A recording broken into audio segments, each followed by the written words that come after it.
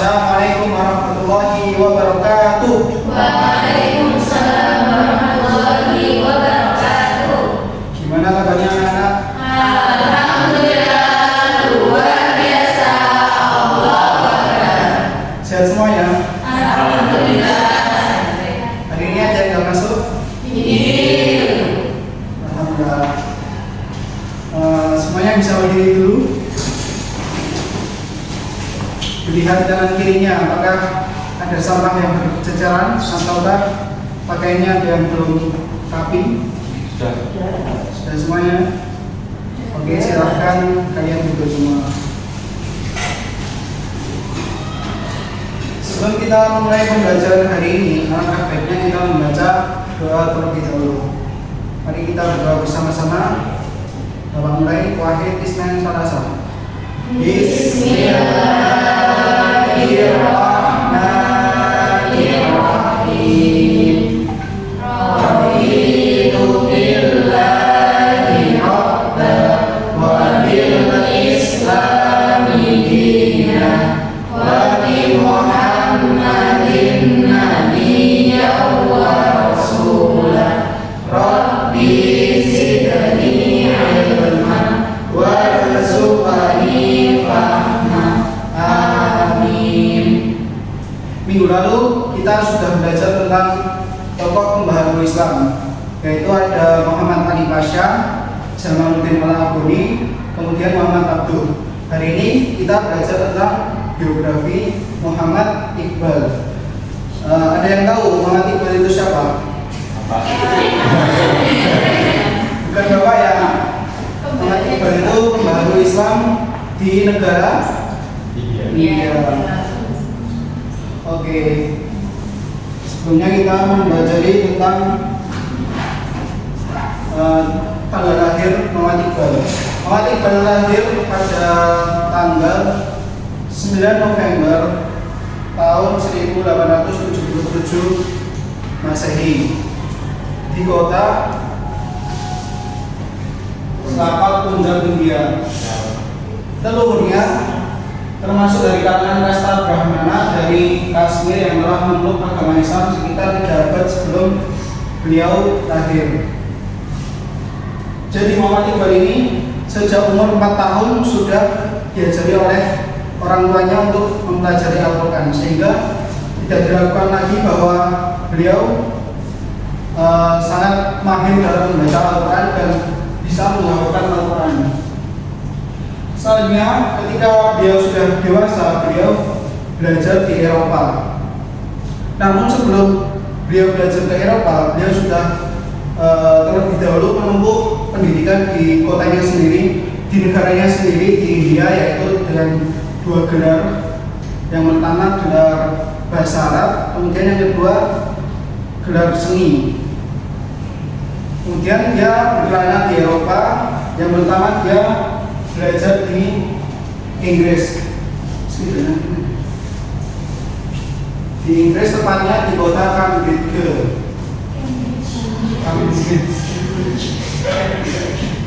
Inggris ya.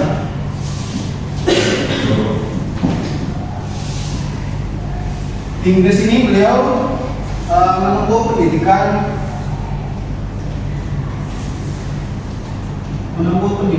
hukum.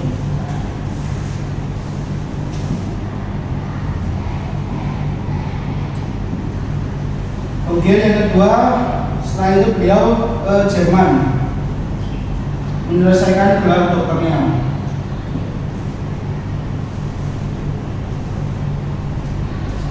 Sehingga dalam pendidikannya di Eropa itu beliau selesai dalam waktu 3 tahun. Dalam pendidikannya menempuh gelar dokter ini, beliau berhasil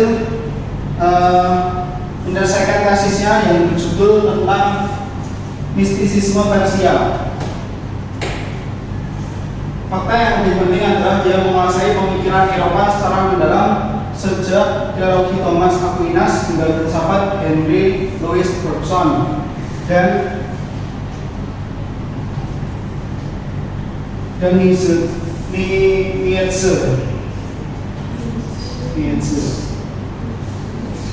Setelah beliau menempuh gelar tadi, kemudian beliau dijuluki sebagai Alamamah yaitu julukan yang diberikan kepada Muhammad Iqbal karena beliau sangat menguasai ilmu, terutama di ilmu politik dan kesastraan. Dalam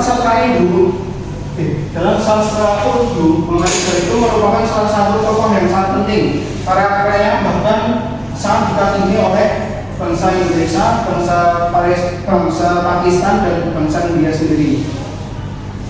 Sehingga tidak diragukan lagi bahwasanya ilmunya itu sangat berpengaruh bagi kalangan-kalangan muslim di daerah tersebut. Bahkan karyanya yang berjudul The Reconstruction of Religious Thought in Islam, terbitan Lahore tahun 1951, dapat dikatakan sebagai karya puncaknya. Di sanalah percik-percik gagasannya memancar dan terus menginspirasi hingga sekarang. Selama bertahun-tahun Muhammad Iqbal memberikan pengaruh besar pada perselisihan budaya politik, agama, serta budaya. Kemudian Muhammad Iqbal itu wafat pada tanggal 21 April tahun 1938 pada umur 60 tahun. Ada yang tahu mengapa beliau itu dijuluki Bapak Pakistan? Karena beliau berjuang untuk Pakistan. Oke, terlebihnya beliau itu memberikan gagasan-gagasan yang penting bagi kedaulatan Pakistan saat itu. Walaupun Pakistan saat itu kan sudah terpisah ya dari India, tapi negaranya belum berdaulat, masih terjajah oleh bangsa Inggris kala itu. Kemudian kan dia kan sudah merumuskan tentang konsep-konsep atau gagasan-gagasan tentang bagaimana caranya agar negara Pakistan itu bisa merdeka. Tetapi cita-citanya tersebut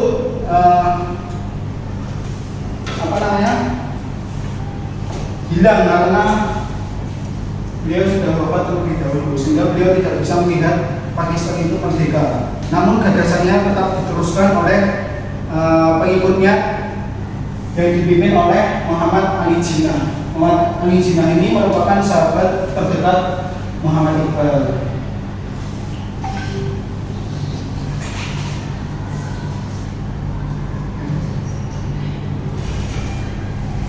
Yang terakhir yaitu pemikiran Muhammad Iqbal. Menurut pandangan Iqbal, terdapat beberapa sebab kemunduran umat Islam. Yang pertama, fakta sejarah menunjukkan bahwa kehancuran Baghdad yang merupakan pusat pengaruh yang terpenting bagi umat Islam kala itu, maka akibatnya pemikir-pemikir Islam itu sangat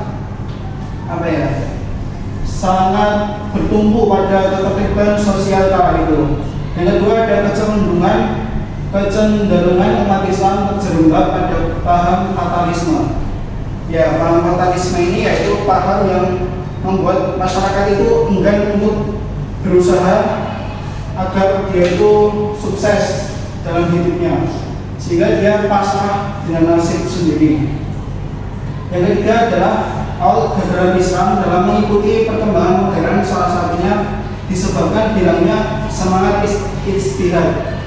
Munculnya kelompok muslim yang menganggap pintu ijtihad itu sudah tertutup, sehingga tidak ada pemikiran Islam yang berkembang saat itu.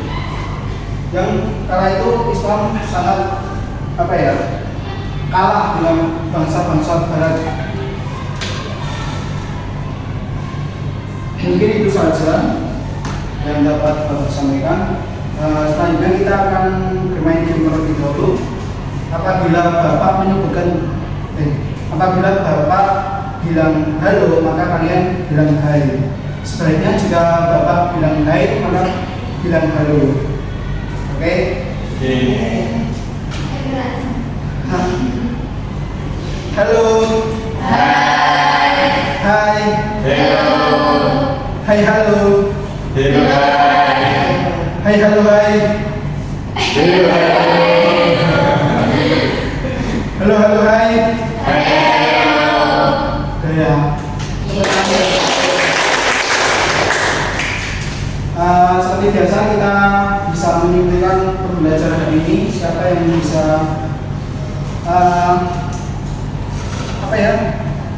menyimpulkan pembelajaran hari ini bisa diperkenankan.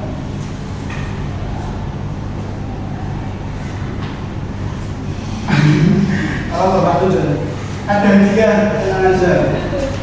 Putri. Putri suka hadiah Pak. Tentang pemikiran Mama itu aja. Ini.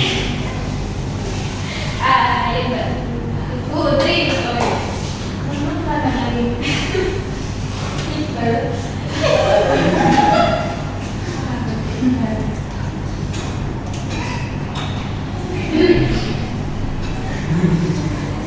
Ayo.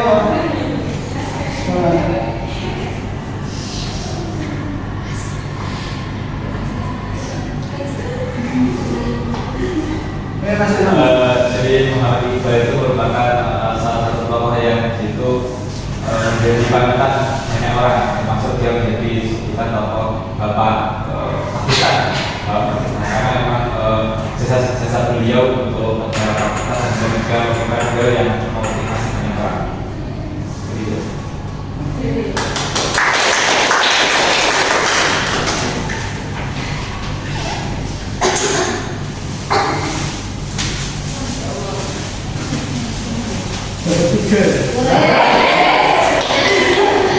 Bukan saya aja. Sangat support Bapak. Kemudian ada satu pertanyaan lagi, yaitu sebab beliau disebut Bapak Pakistan. Kenapa? Karena beliau itu mempunyai pandangan-pandangan yang sangat penting bagi kemajuannya Pakistan, yang pada saat itu Pakistan itu masih berkembang dan belum berdaulat, dijajah oleh Inggris, seperti itu Pak. Ya. Kemudian beliau meninggal, selanjutnya digantikan oleh pemikirannya digantikan oleh Muhammad siapa?